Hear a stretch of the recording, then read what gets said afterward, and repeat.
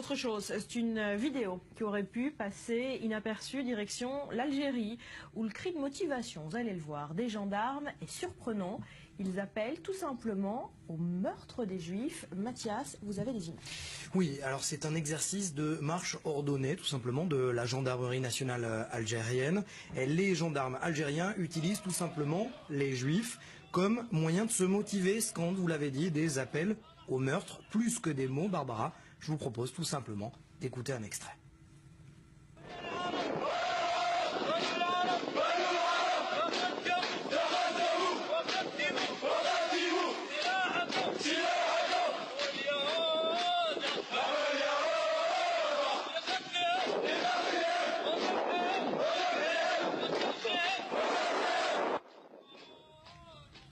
De quand datent ces images ?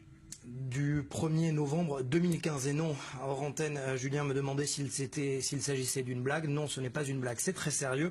Et c'était pour marquer la commémoration, la fête nationale commémorant la révolution algérienne. Et Barbara, eh bien, ce n'est pas d'Israël dont il est question, vous l'avez entendu, mais bien des Juifs dans leur ensemble, ce qui a passablement d'ailleurs irrité le journaliste et spécialiste de l'islam, Mohamed Sifawi, qui a immédiatement réagi sur sa page Facebook. Vous allez voir d'ailleurs son mot. Il réagit et il dit « J'ai honte pour ce pays qui fut jadis le mien et qui a vendu son âme et ses valeurs. J'ai honte pour ce pays méditerranéen, intolérant, corrompu et antisémite alors qu'il a payé un lourd tribut durant les années 90 face à l'hydre islamo-terroriste. » On pense notamment au FIS et au GIA. Alors l'histoire des Juifs d'Algérie est complexe, on va peut-être y revenir dans un instant. Autre signe, autre exemple de cette complexité, de cette difficulté de la cohabitation entre Juifs et musulmans dans le pays, avec une autre vidéo que vous avez trouvée.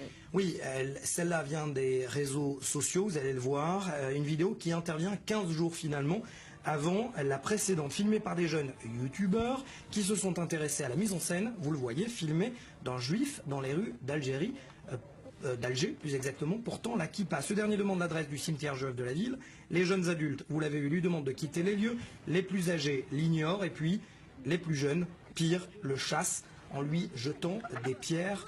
Un rappel d'histoire, vous l'avez dit, de la complexité entre juifs et arabes d'Algérie. Les juifs d'Algérie ont reçu la nationalité française après le décret Crémieux voté en 1870. Un sentiment de trahison est alors vécu par la communauté arabe. Des juifs ciblés, surtout chassés au cours de la guerre d'Algérie. Et cette question, sentiment nationaliste ou alors pur antisémitisme, la question reste toujours posée. Merci Mathias.